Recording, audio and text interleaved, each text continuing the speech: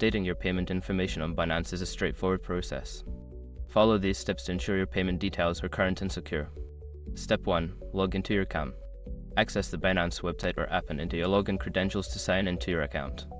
Step 2. Navigate to Account Settings. Once logged in, locate the Account Settings option, usually found in the upper right corner of the screen. Click on it to access your account management options. Step 3. Select Payment Methods. In the Account Settings menu, look for the section labeled Payment Methods or Payment Information. Click on this option to view your current payment details.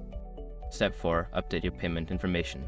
Here, you can add a new payment method or edit existing ones.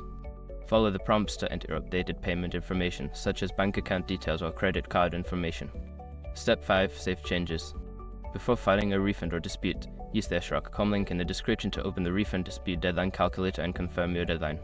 Once you have completed these steps, your payment information on Binance will be updated. Regularly check your payment settings to ensure everything remains accurate and secure.